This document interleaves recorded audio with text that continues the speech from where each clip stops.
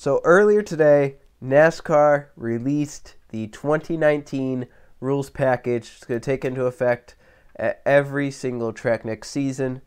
As many of you know, I'm probably not happy about it. I'm not happy. I'll give it a shot. I'll watch it. I'll see how it goes. I'll give my opinion on it now, depending on how it all goes. But I'm not happy about what they are doing with this rules package. So if you haven't seen the package that they're going to use, they're going to put a taper spacer on the car. They're going to make the spoiler gigantic. They're going to put, excuse me, I'm still getting over a cold that I have. They're going to put on aero ducts on the front of the car. The radiator pan is going to, change. The spoiler is going to change, whatever. The biggest part of this is the tapered spacer. Now, the tapered spacer is going to be used to, try to lower the speeds down, lower the horsepower to where they can, kind of run closer together, get bigger draft. That's what the spoiler is used for as well, to get a bigger draft on the car in front to make racing and the competition a little bit closer. And now this is where people come in and say, well, they're using a tapered spacer, not a restrictor plate, which is to where I say they are the same thing. A tapered spacer is a fancy way to say restrictor plate without saying restrictor plate, out in a tapered spacer. I have a picture of a tapered spacer and a restrictor plate on this screen right now. They look the same. You couldn't tell. Is the one on the right a restrictor plate? Is the one on the left a tapered spacer? Or is the one on the left a restrictor plate? Is the one on the right a tapered spacer? Who knows? Because they're both squares with holes in it to reduce the amount of airflow that gets to the engine, thus reducing the speed and the horsepower that comes out of that engine. By the way, the one on the left is a restrictor plate. The one on the right is a tapered spacer. So basically, that's what the 2019 rules package is going to be. And for the people that said on the other video, my first video about do not use this, package NASCAR, where they're like, well, it's not going to be used at every track. NASCAR came out fully and said it will be used at every track, including road courses and short tracks. Just a different variation will be used. So basically, there's going to be two different types of tapered spacers that will be used. There's going to be a bigger tapered spacer, which will allow more air, which means more horsepower, and a smaller tapered spacer, which will allow less air and less horsepower, which will be used at the bigger tracks like Indianapolis, Michigan, Pocono, Auto Club, and then that other one will be used at stuff like short tracks and road courses. So yeah, it will be used at every track, just a different variation, trying to change the racing, I guess. I don't know how it's going to work out, to be fair. Also, they said their target horsepower range, what they're going for, 550 horsepower. The All-Star race was at 400 horsepower.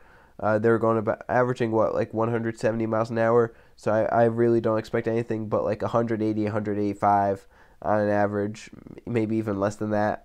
They're only increasing it by 100 horsepower, or 150, I guess. And they're reducing it by 200. At this point right now in 2018, we have 750 horsepower coming out of these engines, which, by the way, have a tapered spacer on them. We are technically running right now, from 2015 to 2018, we were technically running a variation of a plate package where they reduce horsepower from 900 to 750 or something. Now they're going to reduce it even more. So in 2014, imagine the horsepower they're making there, how fast the speeds were, and now imagine the speeds when they're reduced by about 400 horsepower. 400 horsepower. Because they're going down to 550. 2014 was up at about 900 horsepower. So once again, speeds are going to be slower than they have probably ever been, factoring out aerodynamics, because the aerodynamics are not going to be in play at this point, because you think about it, the only reason cars in the 90s were going slower than they are now is because you had to wheel the damn thing. You didn't have all this, aerodynamic and all this downforce that they have now. Back in the 90s, those cars were set up to where they barely had any downforce on them. You had to wheel the car. Then as we started getting into it, there was more downforce added. You go to 2014 where there's so much downforce, drivers were holding it wide open at some point in 2014. I'm trying to remember a few years ago, I think I was watching an onboard camera. I think it was Jeff Gordon's Texas race, the second Texas race in 2014. He was running a middle lane. He was running wide open lap after lap. If not wide open, it was like a barely lift. If I could make the noise for it, I'm going to try and make the noise even though I'm sick. It was like like something like that, that he was doing. Like he barely lifted out of the gas. Now imagine them going even slower. They're still gonna have a ton of downforce now. That spoiler, a bigger spoiler means more downforce. That is what the bigger spoiler means. That's why they reduced the spoiler down so that the cars were harder to drive. Even though they still have a ton of aerodynamics and a ton of downforce, even with the smaller spoiler, it's still harder to drive than one with a bigger spoiler. And now they're going to reduce the speeds. They're going to, make the spoiler really huge. In my opinion, that's going to take a lot of the driver out of the race. I feel like, anyone could get out there and hold a car almost wide open, and stuff like that. It takes special type of people to do what they've been doing at stuff like Chicagoland or Las Vegas or Indianapolis, stuff like that. Also, something NASCAR released was they said they had done simulations with this 2019 rules package at various different tracks, and they said for the first few laps, the drivers could hold the cars wide open through the corners the whole lap, but then later on, since tire wear came into play, they would have to slow it down. We'll just see how that goes. Simulations obviously could be a lot different than they are in real life, depending on, if it's a night race, possibly tire wear is not going to be as much, depending on the track as well. Kentucky, they're obviously, that tire doesn't wear a lot, so are they even going to be lifting at Kentucky? Are they going to be lifting at Texas? I mean, those are those are things to think about. Something else NASCAR said was, we're gone with the restrictor plate. So that thing on the left corner, get rid of it. We're just using tapered spacer at every track. Daytona and Talladega included in 2019. The only exception to this, the 2019 Daytona 500 will use a restrictor plate. The first Talladega race, the second Daytona race, and the second Talladega race will all use a tapered spacer. I believe that will make 550 horsepower. So I believe it's basically the same package. I think it's the same package. So normally restrictor plates down around, a lot less horsepower than the 550. I guess it'll be interesting to see how that goes. I really don't know how to think about that yet because I'm not really a rocket scientist. But, sure, do whatever you want at this point in NASCAR because obviously you're not really listening to what people have said. Even though this is kind of a decision that's kind of split 55-45. I think there are 55% of people that are saying, NASCAR, you are stupid if you go this way. There are 45% of people that say, well, NASCAR, you have to go this way to make the racing more exciting. It's kind of hard when the fan base is almost split 50-50. But in my opinion, it shouldn't have happened. I'll just wait and see how it goes, though. Maybe it won't be like I think. Maybe I'll just be dumb. But with how slow, they're going to be going, they're only going to be lifting. Also, I think I saw something. There are going to be 5 tracks, if I'm not mistaken. Let me see if I can find it here. There are going to be 5 tracks that aren't going to use the aero ducts, if I'm not mistaken. I think it's going to be both Pocono races, Atlanta, Darlington, and Homestead. They're going to use the tapered spacer, but they're not going to use aero ducts. Basically what the aero ducts do is they transfer air. They kind of transfer air to the side of the car instead of it hitting the front tires directly. It kind of goes around the side of the car. That's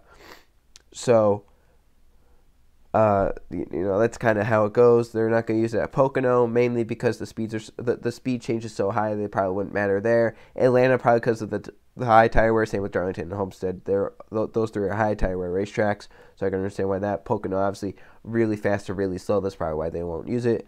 Also in this article it says neither the smaller spacer nor ducts will be used at short tracks and road courses. So at road courses and short tracks they'll take the ducts off. They'll put on a tapered spacer, but a bigger tapered spacer to allow more horsepower to try and create better racing. I don't know why they have to do this, to be honest.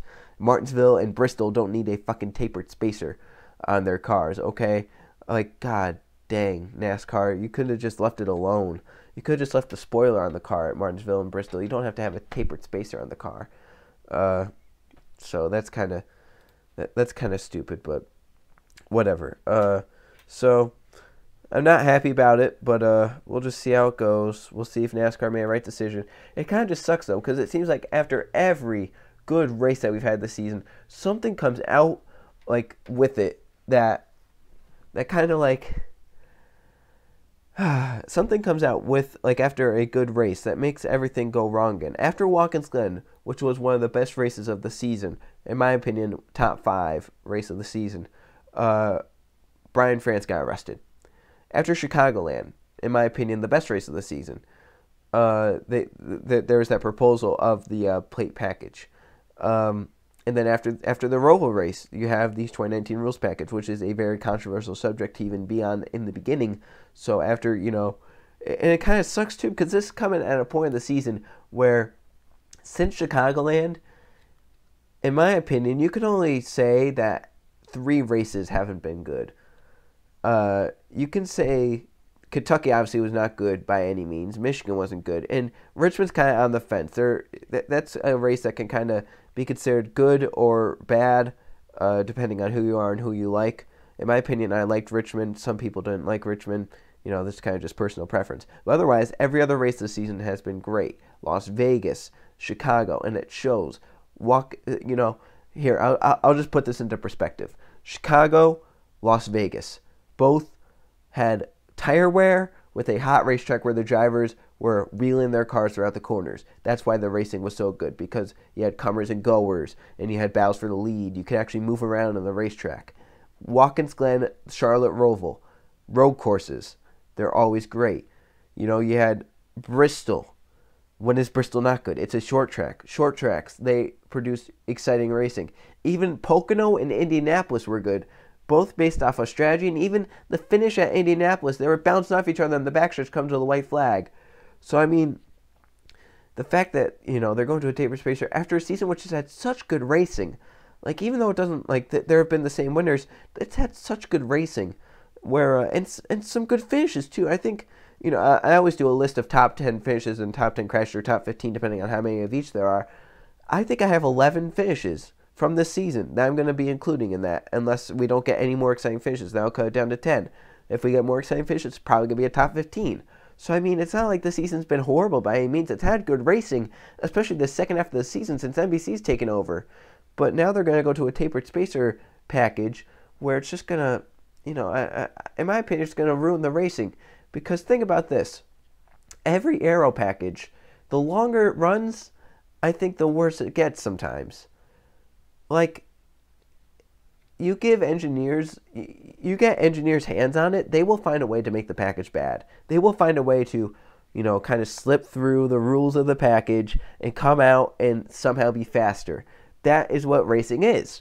And it's going to happen with this package. Mark my words, if they use this package for a few years, this will happen. Even if it's not a bust at the beginning, it will be a bust after a few years when engineers from teams like Joe Gibbs or Stuart Haas or Penske or, Hendrick Motorsports, when they get their hands on this package and they get to fool around with it a little bit and they find that one advantage that gets them apart from everyone else, we will see racing like we do now, where it's kind of more spread out and track position means a lot.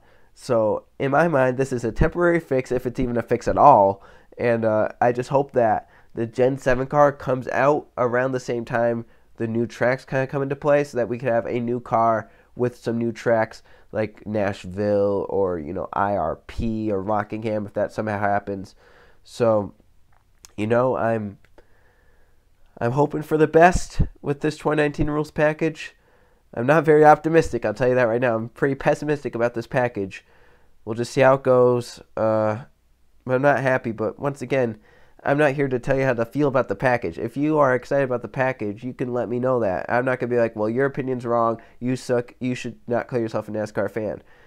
Everyone has their own opinion. My opinion is that I don't like this package. Someone else's opinion might be this package is going to be great. I will try and get you to the side of my side, but I'm not going to spend, 48 hours back and forth with you trying to, be like, well, you're wrong, this is going to happen, because I obviously don't know what's going to happen. I can say what I think is going to happen, and with NASCAR kind of proving it with their simulations, which may or may not be right, where they had to hold it wide open with fresh tires, but then with worn tires, it wasn't. So we'll just see how it goes. 2019 rules package, tapered spacer, aero ducts, giant spoiler. Every single race next season will have a tapered spacer on the car. We'll see how it goes. Hopefully we don't get a repeat of Loudon in 2000. So thanks everyone for watching. Hopefully I get over with this cold so I can start NR 2003 leagues again. And I'll see you guys for the next video.